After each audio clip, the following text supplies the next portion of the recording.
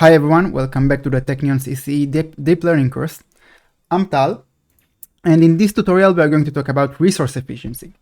As the deep learning field is progressing, we are seeing larger and larger networks that require more memory, and as a result training and inference are slow. This raises an important question. Can we compress these networks or come up with efficient ways to train them and use them at inference time? In this tutorial, we will see that we actually can, and our discussion will be separated to train time efficiency and inference time efficiency. So let's begin.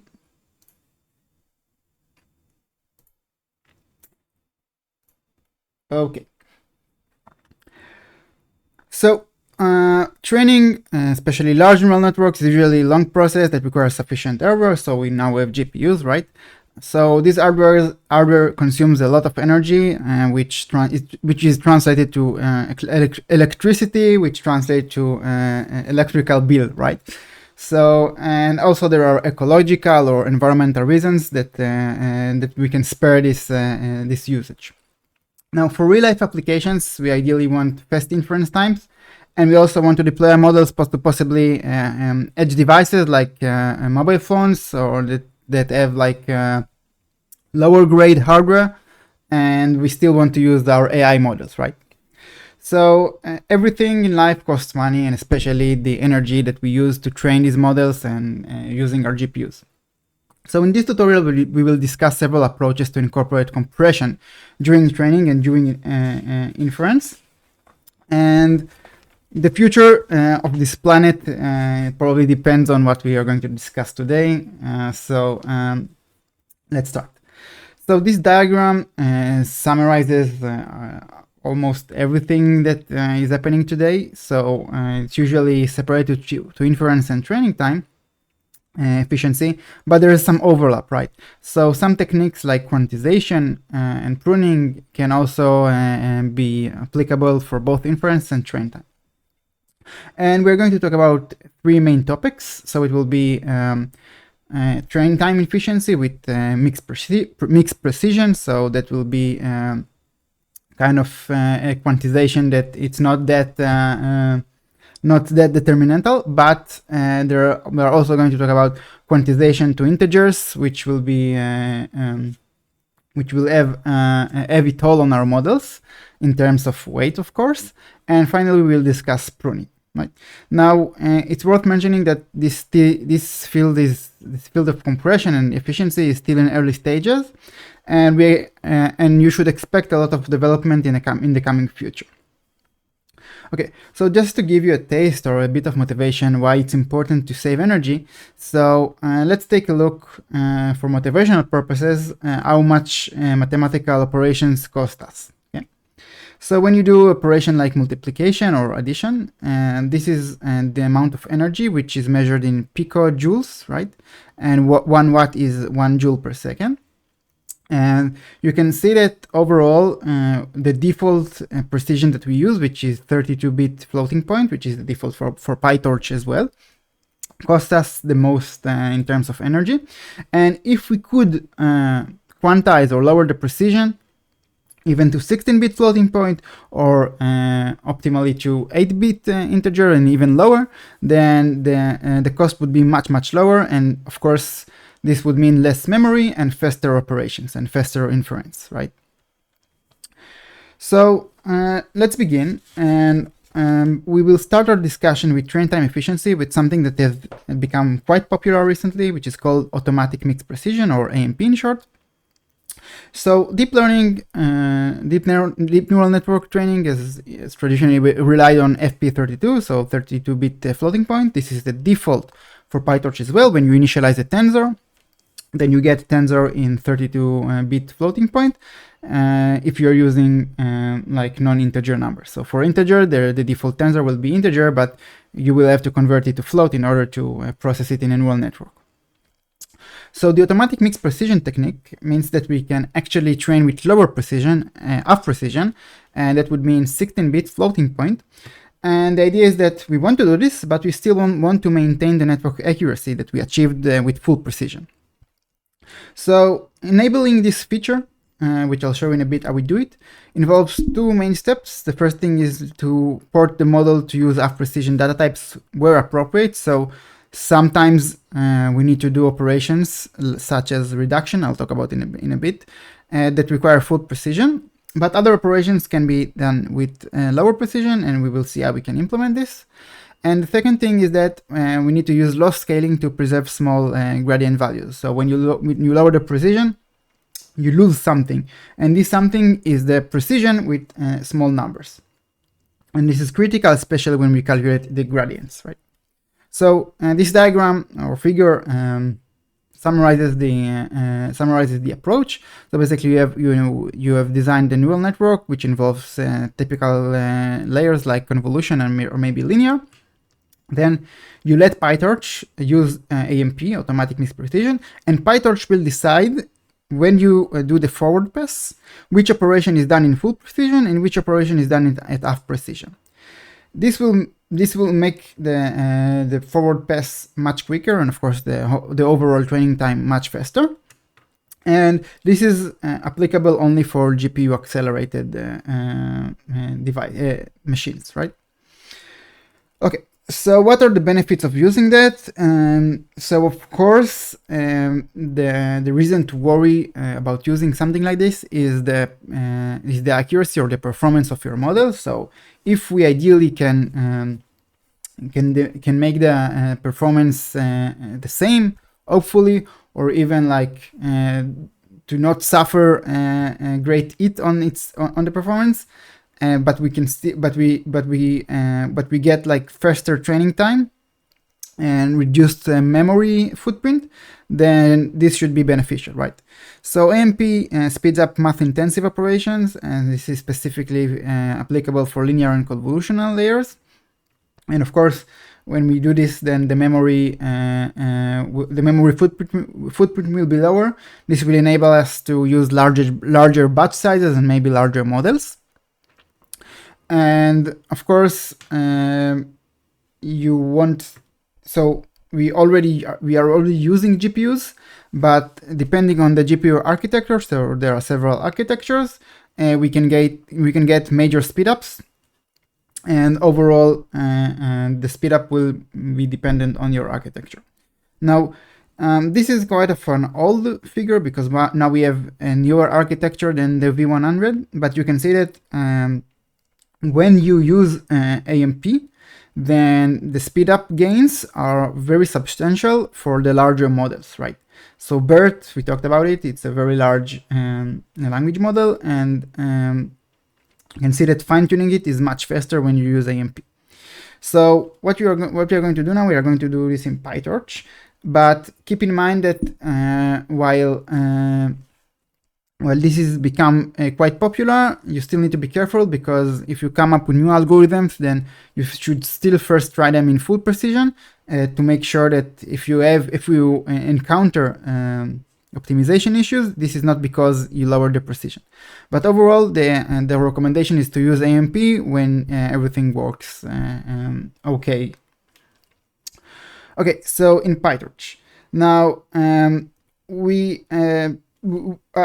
keep mentioning that this is only relevant for GPU powered machines. I'll tell you a bit later what we can do with CPU, but you need to keep in mind that all this AMP thing is meant to accelerate GPU bound operations. So some models or some operations are CPU bounded, so AMP won't be useful there.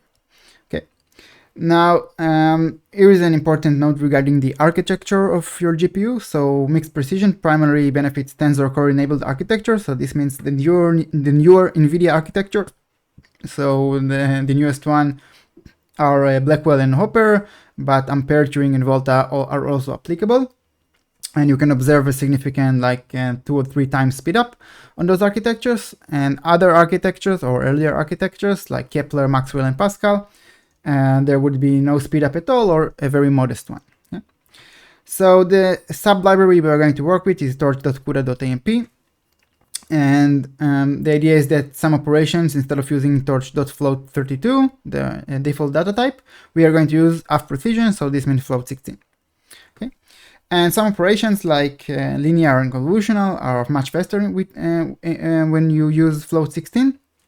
And some other operations like reductions, that means like sum or mean or these kind of operations, they require the dynamic range of the float 32 because usually of small numbers and the consideration of multiple sources for this operation. Okay. Now the idea of AMP is that it helps you or prevents you the headache of coding which layer is working in which precision, and this is the automatic part. So basically PyTorch knows which operation should be done in full precision, which one in half precision, and the way we achieve this is with something called autocast and grad scaler. So these two parts comprise the complete AMP, but I'll show you what is the meaning of each one and what do we need each one. So we have some functions here to help us understand how much speedup gains we get, and here we create just some model which is typically fully connected, so MLP with linear layers, and we need, in order for AMP to be beneficial, we need the GPU to be saturated. So the utility should be close to or above 90% to get the benefits of AMP. So this is why we are going to pick wide layers, right?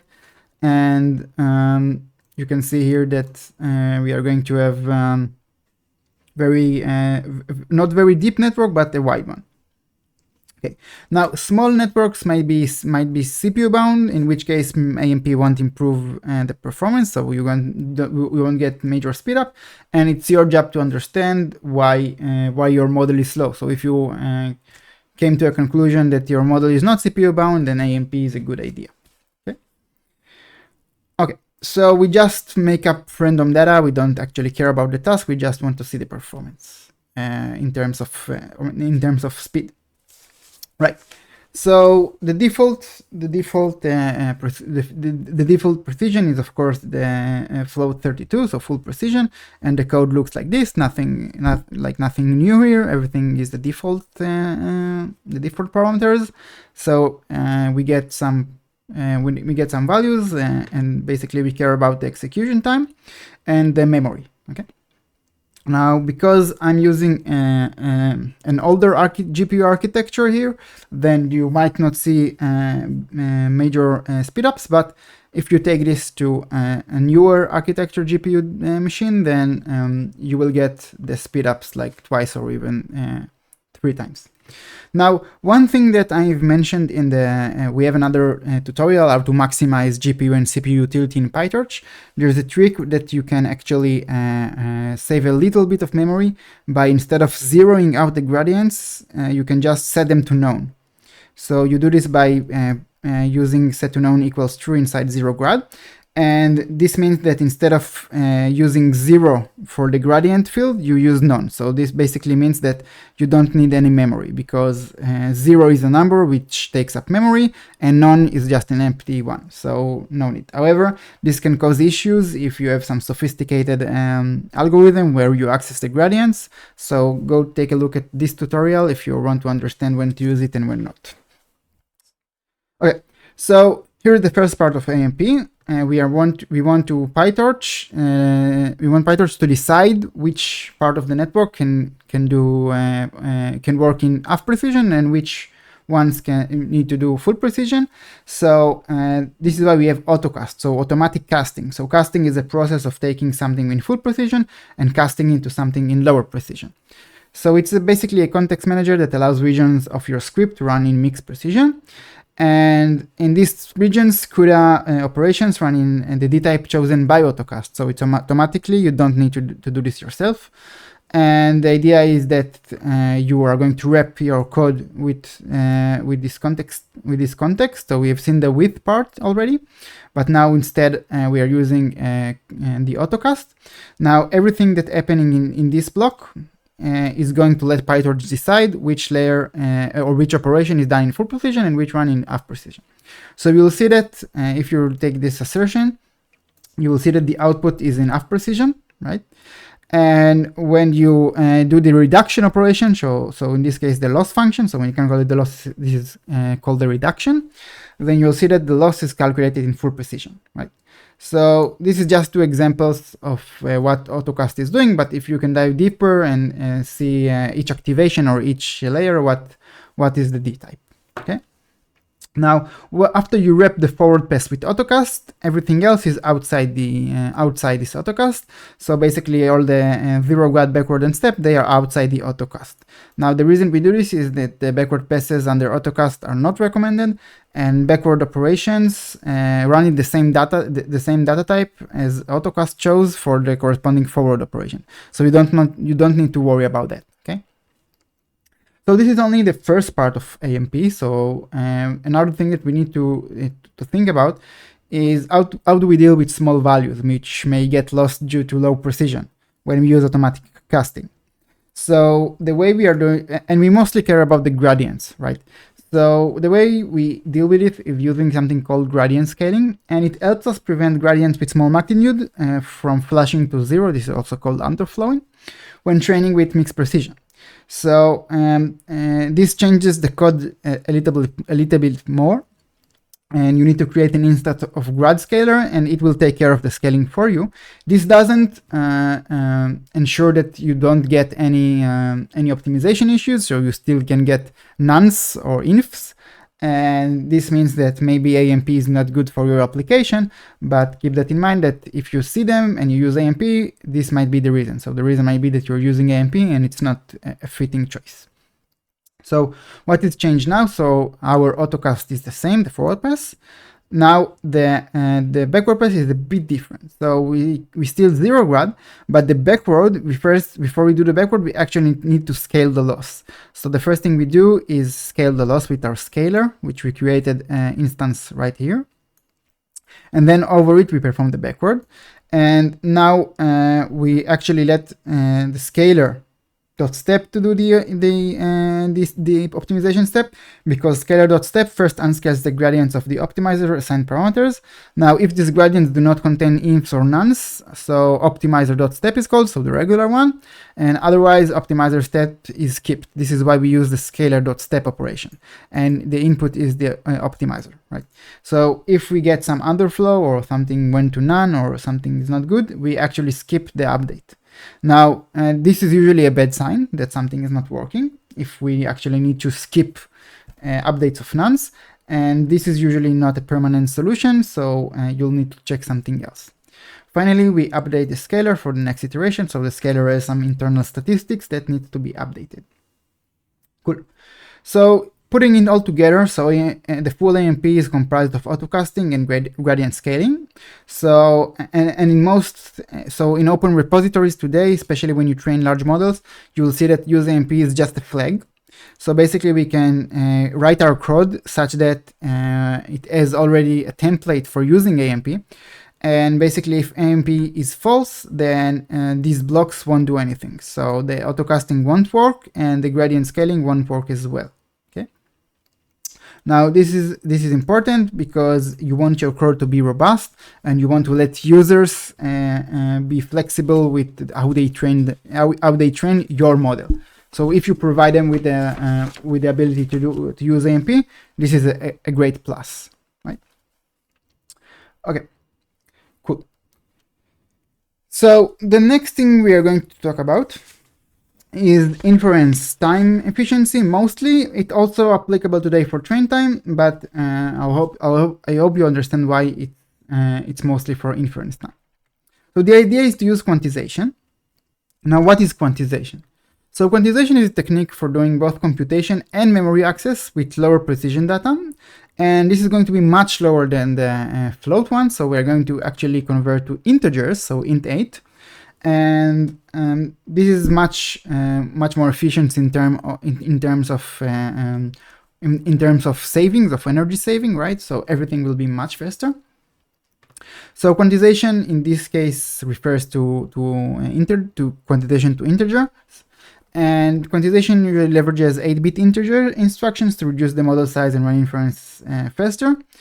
This leads to, of course, reduced latency. Now, today we are actually going even lower, so we have like 4-bit integers, and some people are even trying 1-bit. So keep in mind this is a developing field, and there are great developments in it.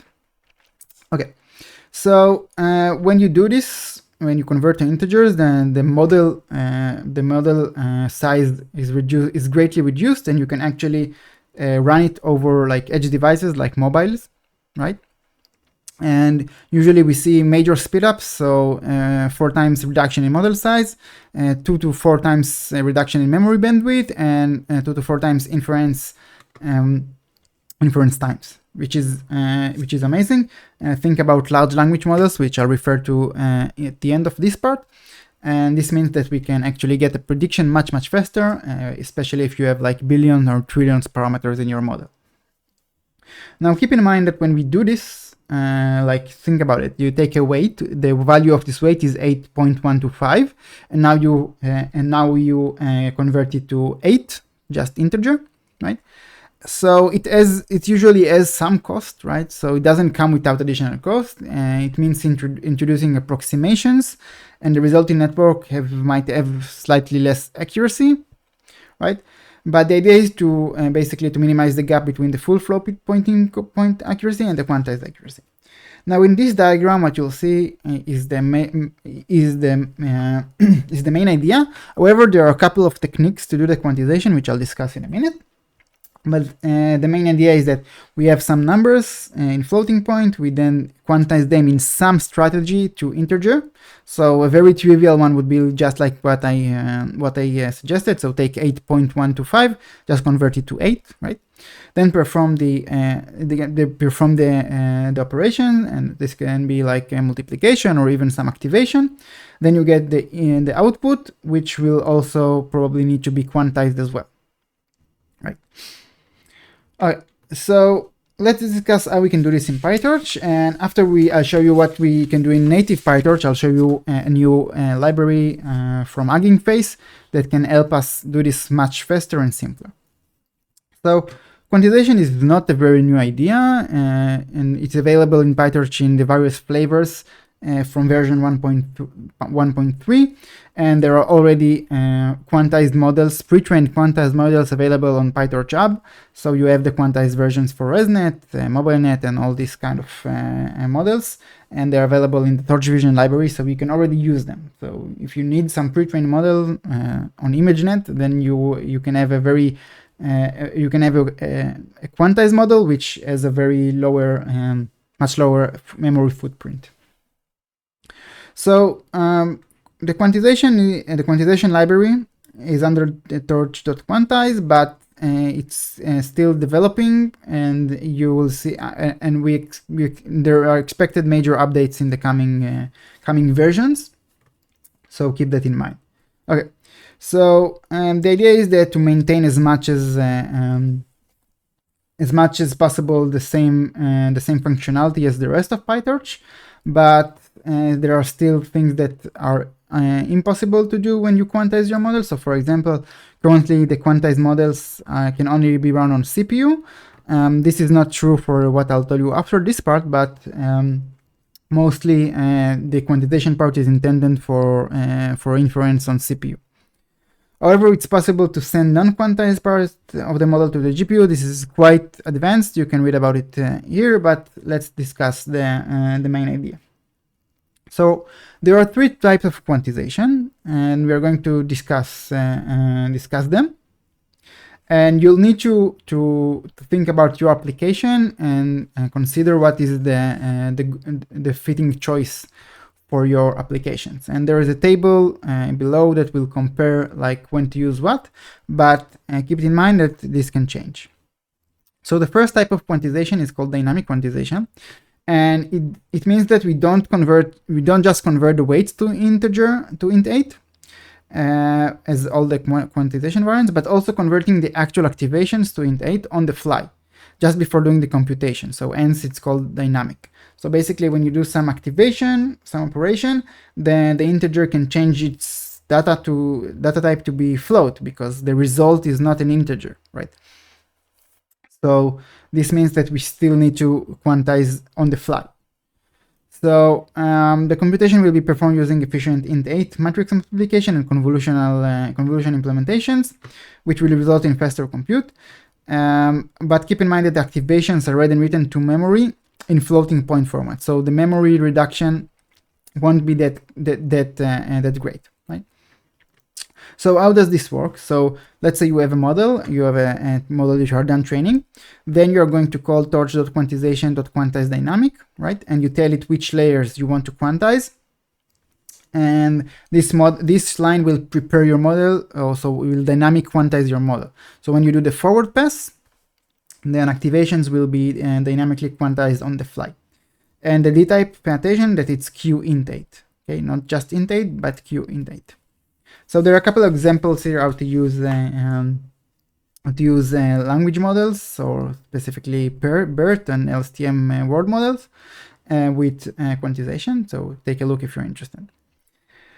The second type of quantization is called static quantization, and it's usually referred to post-training static quantization.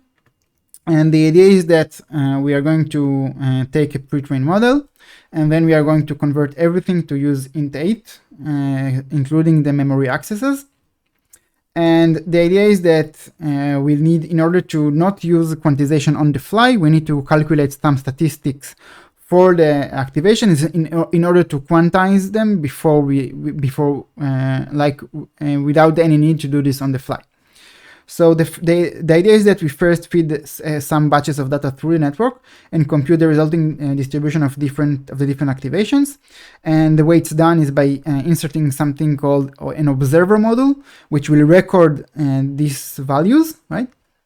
And this information or statistics will be used to determine how specifically the different activations should be quantized at inference time. So a simple strategy would be to just divide the entire range of activations into 256 levels, so 256 like the bits, right? But PyTorch supports more sophisticated methods as well. So it's usually done quite automatically depending on the config you choose. But it's quite more complicated and it involves more steps, and you can read about it right here.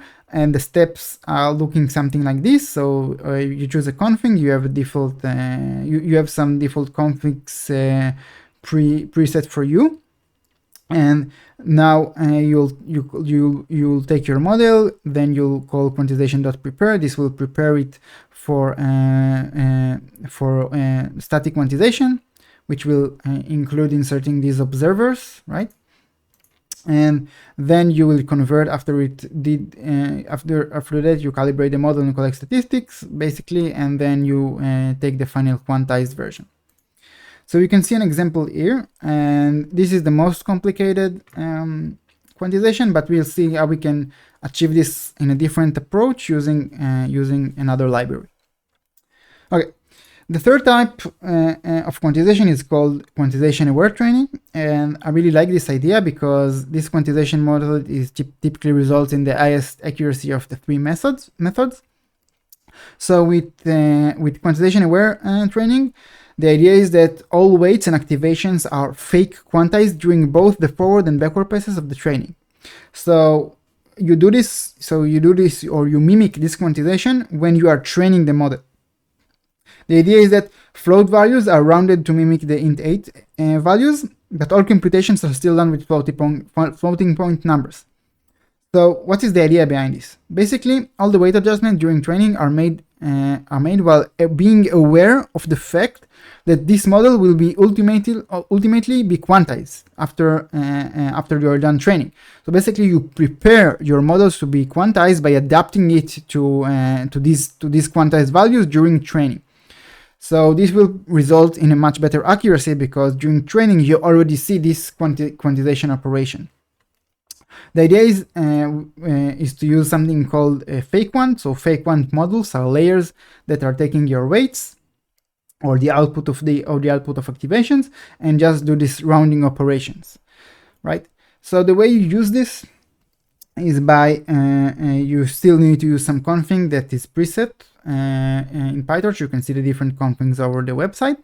Then you call the model, you call the prepare cut function from the quantization library, and then you convert it to the final quantized model when you are happy with the result. Cool. So this is usually a static quantization, right? And this is why we call the same line that we called in static quantization. Okay. So a couple of important notes before we see a comparison between the methods.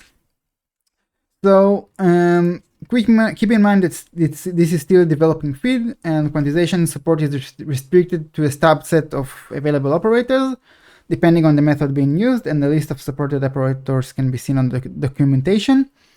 And of course, as I mentioned before, this only supports CPU inference with x88 and ARM backends, but newer or other architectures and configs are being worked on. Now, depending on the type of model, so for example, CAT is typically used in CNN models. The quantization doesn't usually maybe won't yield sufficient accuracy. So you might get really fast inference, but the accuracy or the performance will be not satisfying, right? Okay, so which quantization method to use? So there are no thumb rules, but there are something that we already understand that we can actually use. So depending on the model types, or in this case, for example, LSTM, RNNs, or transformers, so dynamic quantization is good for this kind of types of models. And the reason is that the throughput is dominated by the compute memory bandwidth for the weights, okay? So this is why dynamic quantization is a good choice. For CNN, static quantization is the preferred one, and if you can use quantization aware training, if you're not satisfied with the static quantization, then basically you should first fine-tune or train your model with CAT, right? And then use static quantization. And the reason is that the throughput is limited by memory bandwidth for the activations, right? So in language models, we usually have a lot of weights, and this is not true for CNNs, which are usually like small filters, right? So activations dominate the computation, while in the big language models, the weights are the bottleneck. Right, so you can see some results here. They are quite old, but they still can give you a bit of idea. So depending on the device, you can see here that you even try them on Samsung, on mobiles, right? So MobileNet, for example, you can see that it's almost 6 times faster with a minimal hit on the accuracy, right? So it usually is a good idea if you're interested in faster inference and maybe even lower memory footprint. Now, there is a new library from HuggingFace that is called Quanto, and HuggingFace maintains this package, and it basically helps you with quantization. And the advantage of using Quanto is that you can use it for any device, not only CPU, so for CUDA and even MPS. It also supports the newer kind of quantization, so in2, in4. And there are many types that you can actually use to see which one does not degrade your performance too much, but the trade-off with the inference time is satisfying. Okay? So Quanto does not make a clear distinction between dynamic and static quantization models, and you can choose which one works for you the best. And you can see the workflow right here. There are a couple of examples here that you can try, but the workflow is similar to what we do in regular PyTorch. So we take our model, call quantize, choose the data type, so qint8 for example, and you can also pick the type for the quantization of the activations. And then you can actually use the dynamic part, the static part, so you can calibrate the model. So this means like the observers before we record statistics and then actually use them to quantize the activations. And then you can actually train your model once quantized with quantization aware training. You can see the workflow right here. And finally, you can freeze the model to get the final quantized model. Okay.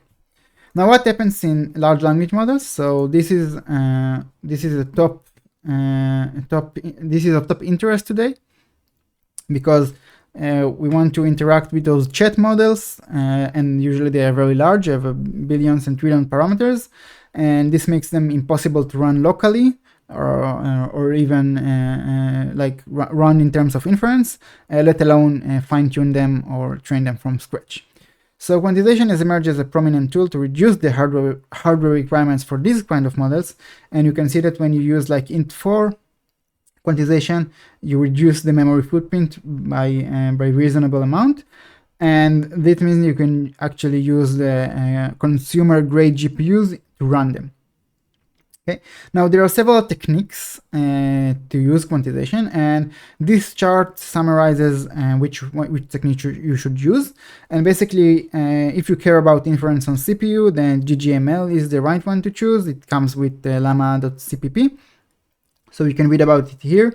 This main idea is to use C, the coding language, to make everything faster. And if you are interested in training, then GPTQ and NF4 are the preferred approaches, right? So NF4 works closely with HuggingFace transformers library, and the GPTQ also works really good with Meta's llama model. So this is it for quantization, and the final topic we are going to cover is called pruning, or something we refer to usually as post-train time efficiency. Now, the idea of pruning is very similar to something you've seen before in decision trees. So the process is cutting off some edges, and the idea is that instead of creating smaller trees, we create smaller computational graphs post-training. And the idea is to sparsify the neural network. And the idea is that while in practice, we usually put zeros over the edges. So this means the computation still happens. You just multiply by 0. So we don't actually save computation. But maybe in the future, we will be able to train them efficiently with our hardware, with GPUs, without the need for these edges, without the need to actually perform this computation. So this is kind of an experimental field. So pruning is an idea that gives us motivation to sparsify neural networks and to actually see that we don't need all the weights. And we usually use it to investigate the differences in the learning dynamics between over-parameterized and under-parameterized networks. And the idea is to study the role of lucky sparse subnetworks and initializations. This is called also lottery tickets. I'll cover this in a minute, as a neural architecture search technique. So there's a very interesting theory behind it. So you can see here that we have a fully connected network, and the idea is very similar to what we saw in dropout. We just drop out several edges or neurons, but we do this permanently. And the result will be the same accuracy as the full network. Okay, this is the idea. So the hypothesis behind it is called the lottery ticket hypothesis, and this hypothesis means the following. So a randomly initialized dense neural network contains a subnetwork that is initialized such that when trained in isolation, it can match the test accuracy of the original network after training for at most the same number of iterations. So this means that you can actually have a very deep or very wide neural network, but only 25% of the connections are actually needed, and you get the same accuracy. Super interesting, right? So if you can find such a subnetwork, this subnetwork is called the winning lottery ticket. Okay, and we want to find winning lottery tickets because it helps us investigate to understand what neural networks learn. Okay? Now, if this hypothesis is true and such subnetworks can be found, then training could be much faster and cheaper in theory, since single iteration step would take less computation. Now in practice, we just put zeros on the edges, so the computation actually happens in practice, so there is no saving of computation, but maybe in the future we will be able to implement those kind of sparsification hardware-wise, right? So how do we find these winning lottery tickets? So here is an algorithm, and there are a couple of algorithms available, and there are many. There is a vast literature on the lottery ticket hypothesis. But in this tutorial, we are going to do something quite simple. So here is an idea for an algorithm. So step 1, randomly initialize the network and store the initial weights for later reference. So basically, you want to prove that the initialization wasn't the core part of the performance. You want to show or prove that actually some connections are not needed. Okay, so this is why you want to store the initial weights and to use them in each iteration. The next step is training the network for a given number of steps.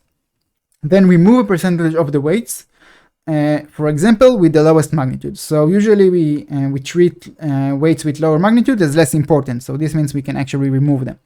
So you remove them. Then you restore the remaining weights to the value that was given during the first initialization and go to step 2 and iterate the pruning, right?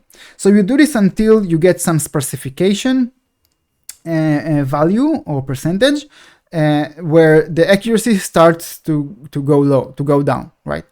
So you will do this process until you actually get some degradation in the performance, and then this will be the threshold where you say, okay, this is the best specification I can get. Okay, so let's see how we can implement this in practice in PyTorch. So all the pruning tools are under the torch nnutils.prune library. So we are going to have a simple network here, which involves convolution and fully connected layers. We don't actually care about that. We are now going to see or implement the pruning technique over the first convolution layer, so this one. So we have six filters, and the size of the kernel is 3 by 3. Okay? So we're doing this for demonstration purposes, of course.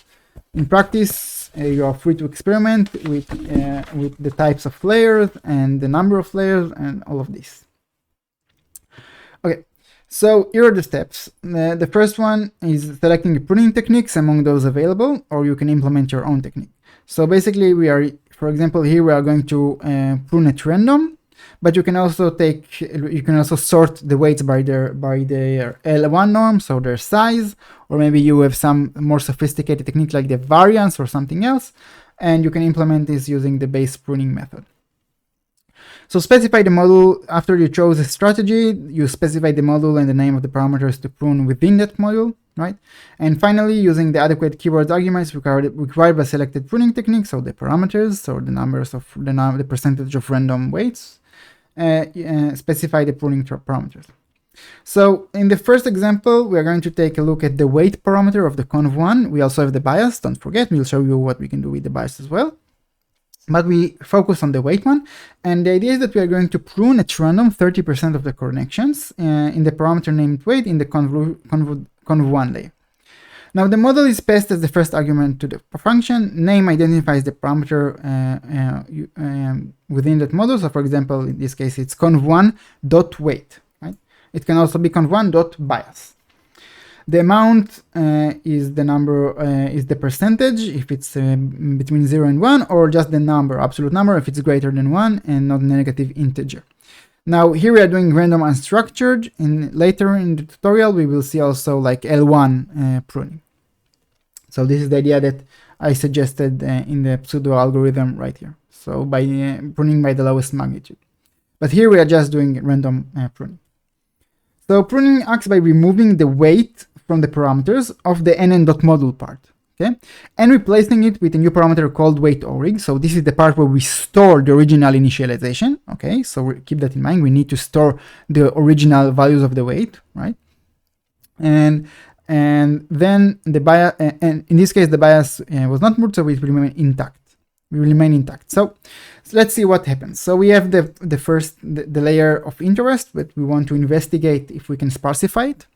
In this case, it's a convolutional layer, which is not that dense and does not contain any parameters, but it's easier for us to print and see what is happening, right? So before pruning, we print the parameters, and you can see the weight field, right, and the values of the initialization and the bias field. Okay, cool. Now we are going to do this. We are going to do the pruning, and we're going to prune the weight field.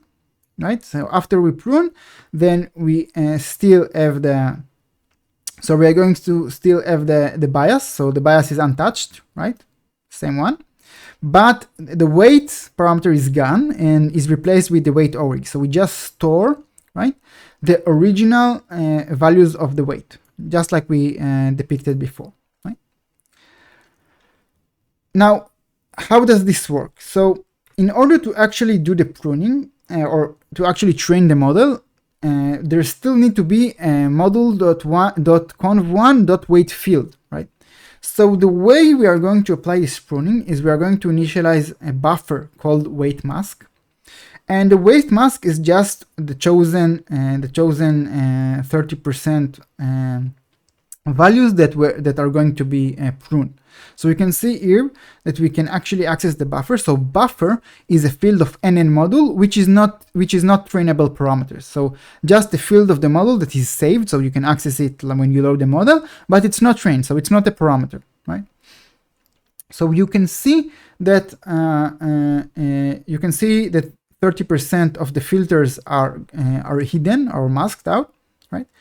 And for the forward pass to actually work without modification, the weight attribute needs to exist. So when you call the forward pass, the forward function of the nn.model, it looks for the conv1.weight field, but now it was replaced with weight orig, so the weight is not a parameter anymore. But what you'll see is that the pruning techniques implemented in the library, they compute the prune version of the weight by combining the mask and the original parameters and store them in the attribute weight, which is no longer a parameter. So a parameter of the model. So this means that when you print model.parameters, you won't see this weight, but it creates a new attribute called weight, which you can print. And the way it's created is by taking the weight orig and multiplying it by the weight mask with the buffer, right? And this actually creates a tensor with requires rad equals true. So you can see here that this is the original weight, but multiplied by the mask. So you can see that some parts are masked, and this is according to our pruning technique, right? Now, when you do the forward pass, this is what will be called. So this is the part where you actually modify the weights. Now, so in practice, so it's a bit more advanced, but pruning is applied prior to each forward pass using something called forward pre-hooks. So when you call forward, there are several hooks that are being called, and in this case, when you use pruning, then you register a new hook, and this hook tells you look for the model.weight parameter. Okay, so this one will be created by multiplying the weight mask with weight orig. Right? Now, specifically when the model is pruned, as we have done here, it will acquire a forward pre-hook for each parameter associated with it that gets pruned. Okay, so basically we register that weight should be with that weight. In order to create weight, we need to multiply weight orig by the weight mask. In this case, since we have so far only pruned the original parameter named weight, the only one hook will be present. So you can see it's a dictionary, right? And we have a hook that tells us that we did unstructured pruning. So this means that you will need to call the weight mask and multiply it by weight orig. Cool. Now we can also prune the bias, and just to make things more interesting, then we'll take a different approach, and we will prune the 3 smallest entries in the bias by the L1 norm. So we can use the L1 unstructured technique. So we do the same thing here, but this time instead of random unstructured, we use L1 unstructured, and now we will have weight orig and bias orig. Okay, and we are going to have the buffer's weight mask and bias mask. Okay, so 3 values were masked out, right? Cool. And you can see that when you print model.bias, so you have a new hook for that, right? So you can see the second hook, which tells you go to the bias and multiply bias mask by bias orig to create this one. Cool. So there are different pruning techniques, right? You can take a look right here. And when you are done, iterating and choosing the specification that you are happy with, then you can make the pruning permanent by removing the pruning reparameterization. So this means removing the reparameterization in terms of weight origin, weight mask, and removing the forward pre-hook. And we can use the remove functionality from the prune library. And what this thing is doing is it doesn't undo the pruning, as it never happened. It simply makes it permanent by reassigning the parameter weight to the model parameters, so in its prune version. So when you remove it, then weight orig will become weight after pruning. So basically you can see that there is no weight orig anymore in the parameters, just weight, and the values is just after pruning, right? So you can still see the zeros. Cool. Now, just a final note, as I've mentioned, this is all interesting in terms of understanding and investigation, but in practice, these weights are not removed, they are just zero, so the computation still happens. So there is no like saving in computations, but just a way to understand how to find winning lottery tickets. And there are a couple of videos here which I recommend. You can take a look if you want to extend your knowledge on these topics. So that's it for this tutorial. Thank you for watching.